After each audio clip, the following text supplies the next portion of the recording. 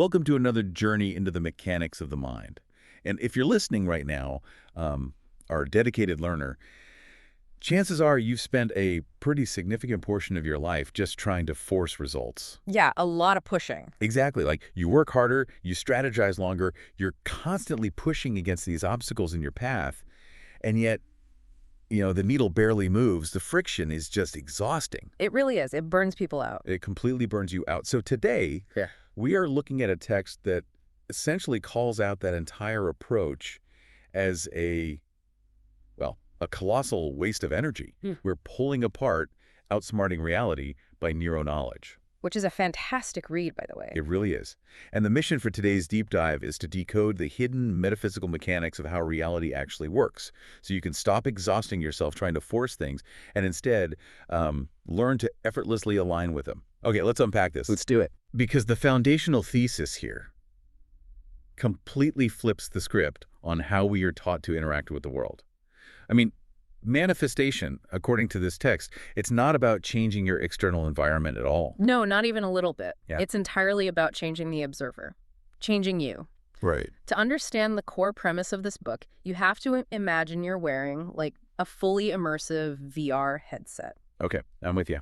And the game you're playing is incredibly frustrating. You're stuck on a terrible level, the villains just keep winning, and you are getting so incredibly angry that you start physically punching the air in your living room. Just swinging wildly at nothing. Exactly, trying to break the digital walls in the game. You're sweating, your heart rate is spiking, but nothing in the game changes.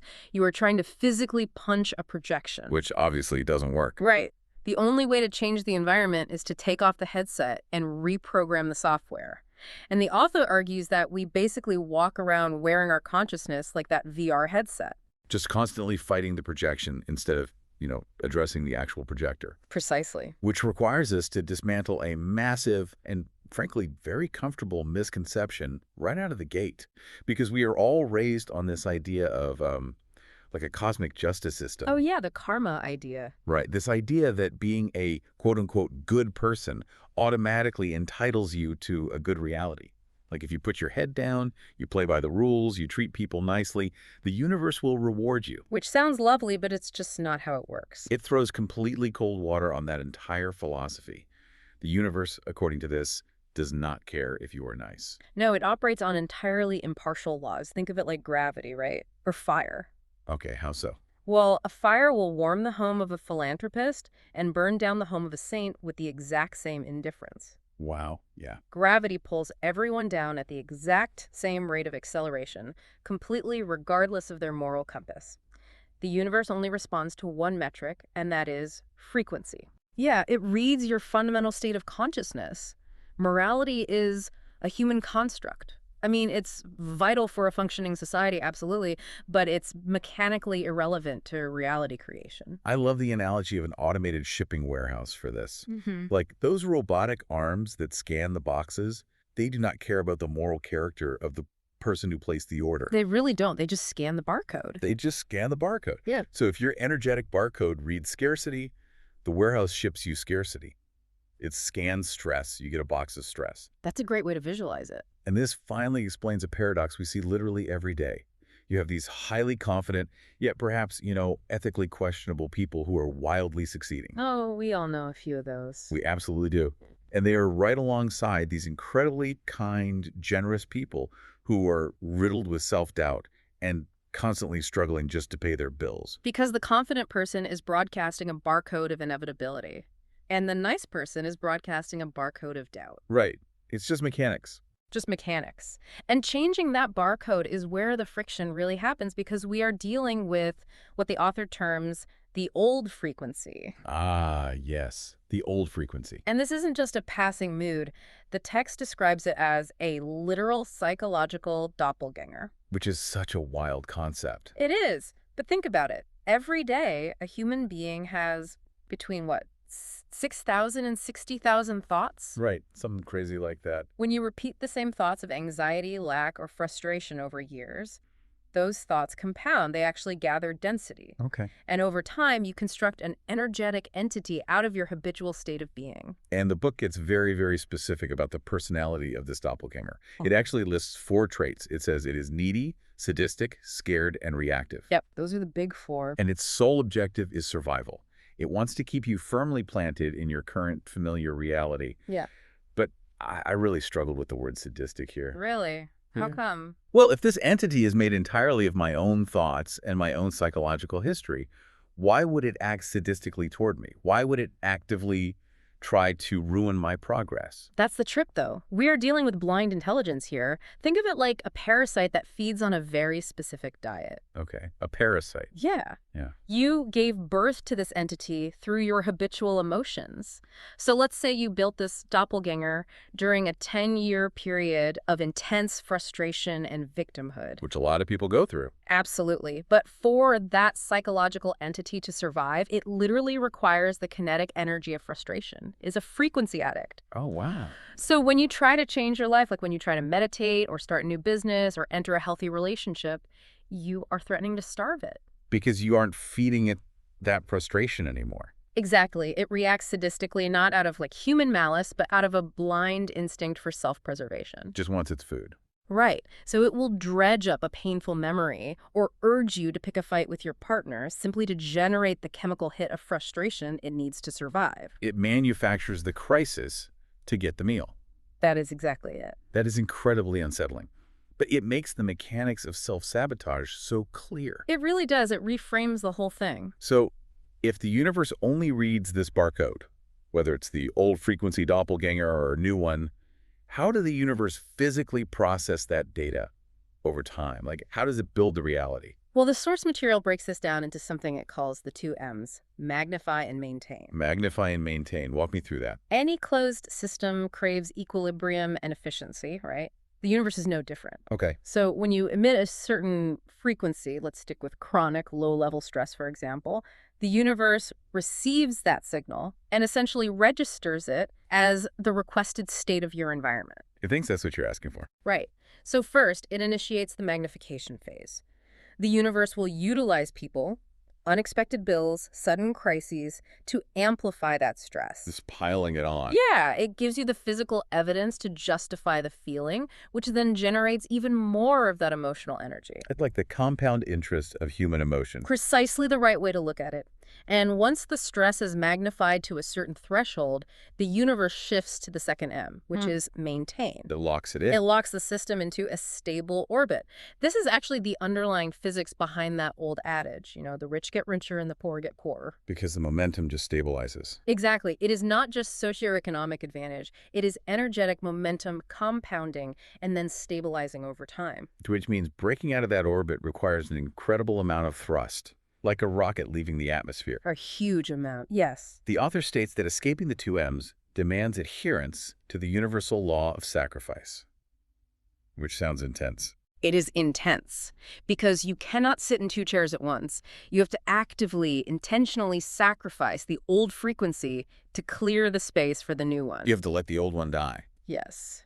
And the brutal truth is, most of us refuse to do this because we are secretly in love with our limitations. We love the drama. We do. What's fascinating here is the realization that frequency is the most addictive substance in existence. More than anything physical. Without a doubt. We remain in dead-end jobs, toxic relationships, and cycles of financial panic, not because we consciously want those outcomes, but because the old frequency, the misery we have mapped out perfectly, is deeply comfortable to our nervous system. It's familiar, it's safe in a weird way. It is our baseline. So shifting to a higher frequency of, say, abundance or peace actually feels neurologically uncomfortable. It feels wrong to the body. It feels like a threat because the body does not recognize the chemical signature of peace. It's expecting the hit of cortisol. Right. So let me ask you, the person listening to this right now, are you actually willing to give up everything you know? It's a tough question. It is easy to say you want a new life. But are you willing to sacrifice your comfortable complaints? Are you willing to lose those relatable struggles that you constantly bond with your friends over? Most people aren't. They want to complain. They want to vent. Because you cannot take the old version of you across the bridge into the new reality. It just doesn't fit. No, it's too heavy. So, okay, let's say you make the choice. You decide to sacrifice the old doppelganger. You are ready to acquire the new frequency. Instantly, we hit a massive, infuriating roadblock. The annoying law of the universe. The annoying law of the universe. And it really earns the title. It really knows. Break it down for us. The annoying law dictates that you can only have what you already have. Which sounds like a riddle.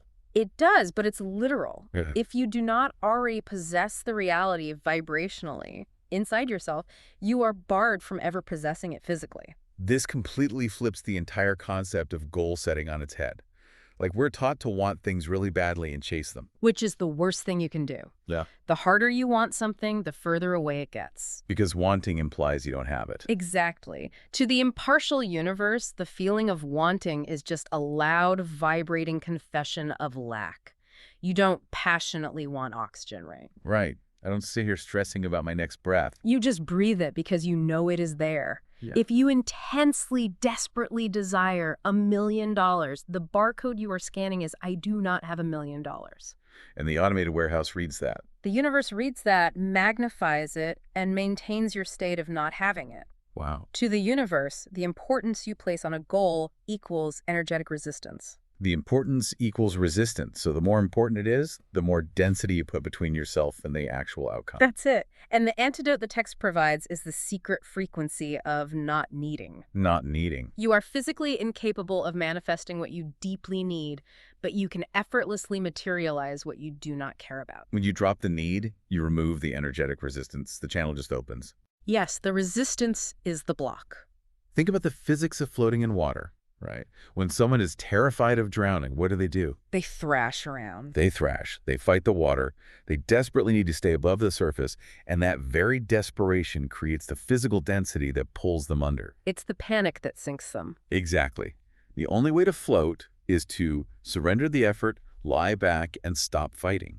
You stop needing to float, and the water naturally holds you up. That's a perfect analogy. And here's where it gets really interesting, but also where the rubber kind of meets the road. How do you practically instruct someone to just, quote unquote, not need money when their landlord is posting an eviction notice on their front door? Yeah, that's the hard part. Or to not need companionship when they're isolated and lonely? That feels impossible. It is the ultimate test of this material for sure, and the solution requires a total shift in focus. Okay, how so? You have to recognize that you do not actually want the paper money, and you do not actually want the physical person. Wait, what do I want then? You want the internal somatic state you believe those physical props will give you. Oh, I see. You want the sensation of security. You want the sensation of being loved. You achieve the frequency of not needing by giving your nervous system that internal state right now, entirely independent of the terrifying external world. So instead of focusing on the eviction notice, you actively generate the feeling of safety in your body. But how? I mean, my conscious mind is screaming at me to panic. Well, this is where the book moves into neuroscience, actually. It introduces the concepts of heaven and hell, and we aren't talking about the afterlife here. Right, metaphysical states. Yes. Metaphysically, hell is living in chronic survival mode. It is being entirely obsessed with the physical world and reacting to every single external threat. Which is where most people live. Unfortunately, yes. And heaven is a state of absolute internal stillness. It is the absence of desperate desire because you realize the feeling you want is already accessible inside you. Okay, and the neuroscience piece of this. Neurologically, hell is operating in beta brainwaves. Beta is fast, alert, cortisol-driven, and focused entirely on navigating physical space and time. So when you are panicked about rent, you are in high beta. Exactly. And the cruel irony is that when you are in beta, your subconscious mind, which is the actual engine room that alters reality, is completely locked behind a firewall. It's like trying to jump onto a speeding bullet train. Yeah. If you try to reprogram your beliefs while you are stressed out, terrified, and operating in beta, the new beliefs just bounce right off the armor of your conscious mind. They don't even penetrate. The subconscious mind only rides the slow trains. You have to decelerate your brain waves into alpha or theta, those relaxed, meditative, almost borderline hypnotic states. Yes, the text makes it very clear. Deep physical relaxation is a non-negotiable prerequisite to altering your reality. You cannot do it stressed. You can't. We are working across 3 planes of existence here, the mental, the spiritual, and the physical. Most people spend their entire lives trapped in beta, trying to change their reality purely on the physical plane. They hustle, they grind, they work 80-hour weeks. Because that's what society praises. Right. But the physical plane is just the realm of effects. It is the projection screen we talked about earlier. Taking massive physical action while broadcasting a frequency of desperation is like trying to clear a room of smoke by waving your arms without ever putting out the fire. You're just moving the smoke around. Exactly. Which means the whole hustle culture sequence is entirely backwards. The author provides the actual functional sequence, and it goes like this. Frequency comes first. Always first. You drop into alpha, you tune your barcode to security or abundance. That frequency then opens the door to intuition. Yes. Intuition provides subtle mental nudges, and those nudges dictate your action. If we connect this to the bigger picture, the source material actually references the ancient story of Elisha and the three kings. Oh, this is a great example. Walk us through it. So, the kings and their armies were stranded in a desert and they were dying of dehydration. They asked the prophet Elisha what to do. Right. He did not tell them to wait for clouds or to send out scouting parties to find a well. He told them to dig massive ditches in the dry riverbed before there was any sign of rain. Which, to a brain in survival mode beta, sounds like insane advice. I mean, why waste precious energy digging in the dirt during a drought? Yeah. You're already dying of thirst. Because action taken in beta is forced, panicked hustle. Digging the ditches was action commanded by a totally different frequency. It was action from the alpha state. Exactly. The physical action was guided by the absolute expectation of the reality they wanted. They were preparing the physical space for the metaphysical result. They were making room for the rain. Right. When you operate from the frequency of the outcome, the mental nudges you receive will often defy beta-level logic, but they are the exact actions required to catch the rain. So let's say we are doing the work. We are relaxing, we're catching the slow brainwave trains down to alpha, we are feeling the state of security, and we are digging our ditches. What pulls us off track? Well, there are a couple of traps. The text outlines two major pitfalls. A failure of self-mastery and the insidious pull of the collective. So let's look at the internal hurdle first. The author introduces two acronyms here, ATFT and ITFT. Right. Ability to follow through versus inability to follow through. Tell me about these. This is essentially the architecture of conviction. Your subconscious mind acts as a perfectly objective ledger. It records everything you do. It's always watching. Always. Every time you tell yourself, I am going to wake up at 6 a.m. to work on my business, and you hit snooze, you log an ITFT, you are teaching your subconscious mind that your word means absolutely nothing. Ouch. Yeah. If you spend years logging ITFTs, breaking small promises to yourself, your subconscious fundamentally learns that your verbal commands do not alter physical reality. So then when you sit down to meditate and declare, I am wealthy, your subconscious immediately rejects it. It checks the ledger and says, no, we aren't. We don't even have the power to get out of bed when we say we will. Our words have no power here. That is exactly the problem, but the reverse is also true. Okay, good. Every time you follow through, you log an ATFT. You build a stockpile of self-trust. And when your subconscious implicitly trusts your word, you develop what the book calls conviction. Conviction. Without unbreakable conviction, your frequency will constantly waver, and the universe simply cannot maintain a stable new reality for you.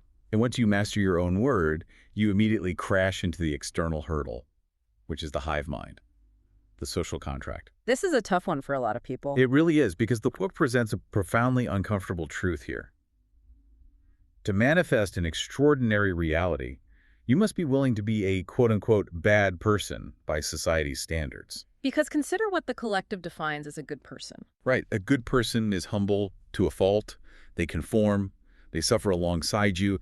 They remain relatable above all else. Exactly. And the moment you elevate your frequency and step into a massive new reality, you break that social contract. You trigger the homeostasis of the group. People will push back on you. They will call you selfish or out of touch or arrogant. And they do this because your newly expanded reality violently invalidates their own self-imposed limitations. Shines a mirror on them. Yes.